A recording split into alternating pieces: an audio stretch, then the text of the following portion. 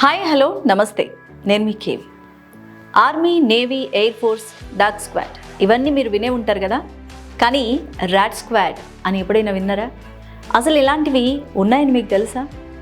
సైన్యంలో ఎలకలు ఏం చేస్తాయి అనుకుంటున్నారా? అసలు వీటిని ఎక్కడ ఉపయోగిస్తారు అనుకుంటున్నారా? భారత్ విషయానికి వస్తే మనకు ర్యాట్ ఫోర్స్ అయితే లేదు, హనీబీ ఫోర్స్ ఉంది. అంటే తేనెటీగల సైన్యం అన్నమాట. ముఖ్యంగా బంగ్లాదేశ్ సరిహద్దుల్లో కంచెల వద్ద మనం ఈ తేనెటీగల్ని వాడుతూ ఉంటాం. బంగ్లాదేశ్ సరిహద్దుల్లో ముళ్ళ కంచెలకు తేనెటీగల తొట్టెల్ని తగిలిస్తుంది సైన్యం. ఎవరైనా ఆ కంచె దాటి రావాలని చూస్తే ఆ తేనెటీగలన్నీ కూడా వారిపైన దాడి చేస్తాయి అన్నమాట. అంటే అక్రమ చొరబాట్లను నిషేధించడానికి ఇలా చేస్తుంది. వీటి కోసం ఆ సమీపంలోనే తేనెటీగల ఆహారానికి కూడా కావాల్సిన మొక్కల్ని సైన్యం పెంచుతుంది. బీఎస్ఎఫ్ సిబ్బందికి దానికి సంబంధించిన పెంపకంలో శిక్షణ కూడా ఇస్తూ ఉంటారు. అయితే మన దేశంలో ఈ ఆనవాయితీ లేదు, కానీ కాంబోడియా వంటి దేశాల్లో ఎలకల్ని కూడా ప్రత్యేకంగా పెంచుతారు. ఈ ర్యాట్ ఫోర్స్ వల్ల ఆర్మీకి చాలా ఉపయోగాలు ఉన్నాయి.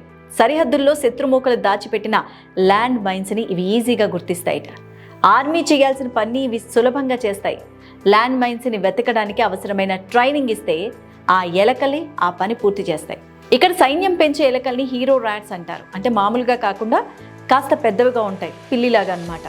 అయితే ఇవి వాసన పసిగడంలో ఎక్స్పర్ట్స్ అనే చెప్పాలి. సాధారణ ఎలకలు ఇళ్లలో ఆహార పదార్థాలు ఎక్కడున్నాయో వాసన చూసి పసిగడతాయి కదా, అలాగా రాత్రి వేళల్లో ఇంట్లో తిరుగుతూ ఆహార పదార్థాలను తింటుంటాయి కదా మామూలు ఎలకలు. ఈ లక్షణమే యుద్ధ రంగంలో కూడా సైనికులకు ఉపయోగపడుతుంది అన్నమాట, ఎలకల్లో ఉండే ఈ లక్షణం. ఈ హీరో ర్యాట్స్కి అలాంటి శక్తి సామర్థ్యాలు ఎక్కువ, మరింత ఎక్కువ. ఇక పేలుడు పదార్థాలు వాసన చూసి ఇట్టే పసిగడతాయి. అలా సరిహద్దుల్లో పాతిపెట్టిన ల్యాండ్ మైన్స్ని కనిపెట్టేస్తాయి. సరిహద్దుల్లో శత్రుమూకలు ఏం చేస్తాయంటే ల్యాండ్ మైన్స్ని పెట్టి ఉంచుతాయి ఎక్కడో కూడా. ఒక్కసారి కనుక దానిపై కాలు పడితే ఇక వారి ప్రాణం పోయినట్టే లెక్క. పేలుడు పదార్థాలను కనిపెట్టేందుకు ప్రత్యేకించి బాంబు స్క్వాడ్ కూడా ఉంటుంది. అయితే ఈ బాంబు స్క్వాడ్ ల్యాండ్ మైన్స్ని కనిపెట్టే క్రమంలో కొన్నిసార్లు ప్రమాదాలకు కూడా గురవుతూ ఉంటారు. కానీ అదే పని ఎలకలతో చేయిస్తే ప్రమాదం జరిగినా కూడా సైన్యానికి ప్రాణ నష్టం జరగదు. అయితే ఎలకలు చనిపోయినా ప్రమాదం లేదా అనుకోవచ్చు. ఇక్కడ ల్యాండ్ మైన్ పైన ఎలక ఎగిరి దూకినా కూడా అది పేలదు, వాటి బరువు అంత తక్కువ అనమాట. ఇక వాసనతో అవి ల్యాండ్ మైన్స్ని ఇట్టే పసిగడతాయి కాబట్టి సైన్యం వాటిని గుర్తించి నిర్వీర్యం చేస్తుంది. అందుకే కాంబోడియా సైన్యం ఇలాంటి ఎలకల్ని శిక్షణ ఇచ్చి మరీ పెంచుతుంది. ఉక్రెయిన్, ఇజ్రాయెల్తో పాటు ఇతర యూరోపియన్ దేశాల్లో కూడా ర్యాట్ ఫోర్స్ ఉంది. ఒక బ్యాడ్మింటన్ కోర్టు వైశాల్యం ఉన్న ప్రాంతంలో మందు పాత్రలను కనిపెట్టడానికి సైన్యానికైతే వారం రోజులు పడుతుందట. కానీ అదే పని ఎలకలు 30 నిమిషాల్లో పూర్తి చేస్తాయి. ప్రమాదం జరిగే అవకాశం కూడా చాలా తక్కువ. ఒక్కసారి శిక్షణ ఇస్తే అవి ఉండే జీవితకాలం అంటే 6 నుంచి 8 సంవత్సరాల్లో వీటి సేవల్ని వినియోగించుకుంటారు సైన్యం. ఖర్చు తక్కువ, ప్రాణ నష్టం ఉండదు, పైగా ఖచ్చితత్వమైన సమాచారం. అందుకే ర్యాట్ ఫోర్స్కి వివిధ దేశాల్లో మంచి డిమాండ్ ఉంది. యుద్ధాల్లోనే కాదు, మెడికల్ ఫీల్డ్లో కూడా ఎలకలను ఉపయోగిస్తూ ఉంటారు.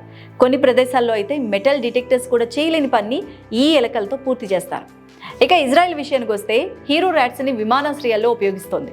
ప్రయాణికుల లగేజీల్లో పేలుడు పదార్థాలు పసిగట్టడానికి వీటిని వాడుతుంటారు. అక్కడ ఉగ్రవాద ముప్పులను ముందుగానే గుర్తించడానికి వీటిని ఉపయోగిస్తారన్నమాట. రష్యా కూడా ఇలాంటి ఎలకలకే శిక్షణ ఇస్తోంది. ఇరాన్ మాత్రం వీటిని దాడుల కోసం ఉపయోగించడం విశేషంగా చెప్పాలి.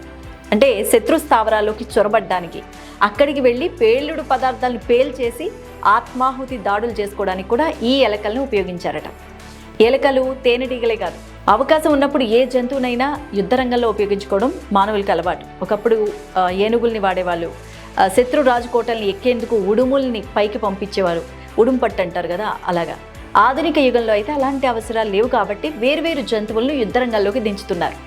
ఎలకల్ని, తేనెటీగల్ని ఆర్మీలో ఉపయోగిస్తే నేవీ మాత్రం సముద్ర జీవుల్ని తెరపై కొత్తేస్తోంది.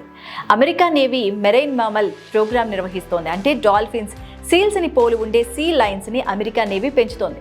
వీటి ద్వారా నేవీ ఆస్తులను కూడా పరిరక్షిస్తారట. రాడార్స్ కంటే ఎక్కువ సమర్థవంతంగా రేడియో ధార్మిక తరంగాలను డాల్ఫిన్స్ పసిగడతాయి. అందుకే వీటిని ఉపయోగిస్తూ ఉంటారు. సముద్రం అడుగున ఉన్న పేలుడు పదార్థాలను కూడా ఇవి గుర్తిస్తూ ఉంటాయి. రష్యా కూడా సముద్రం అడుగున నిఘా కోసం డాల్ఫిన్స్ను ఉపయోగిస్తుంది. సో ఇదండి జంతువుల గురించి కంటెంట్. మరి జంతువులు మన యుద్ధంలో ఎంత సహాయం చేస్తున్నారో చూస్తారు కదా, మూగజీవాలు. మనం ఏం చెప్తే అది చేస్తాయి. మరి మనం ఏం చేస్తున్నాం అనేది మీరు ఆలోచించండి. మరి మన బాధ్యత మన దేశం కాపాడడంలో ఎంత ఉంది? ఏమైనా సహాయం చేస్తున్నామా? అట్లీస్ట్ సహాయం చేయకపోయినా పర్వాలేదు, అక్కడికి వెళ్ళి విమర్శనాస్త్రాలు మాత్రం సంధిస్తాం, ఈజీ కదా. మరి మూగజీవుల కంటే మనం ఎంతవరకు మన దేశానికి కట్టుబడి ఉన్నాము అనేది. కాబట్టి ఈ కంటెంట్ మీకు నచ్చే ఉంటుంది అనుకుంటున్నాను. సో వెంటనే ఒక లైక్ కొట్టండి, షేర్ చేయండి, సబ్స్క్రైబ్ చేయండి. అలాగే మీ అభిప్రాయం ఏంటో కూడా మాకు కామెంట్ బాక్స్లో కామెంట్ చేయండి.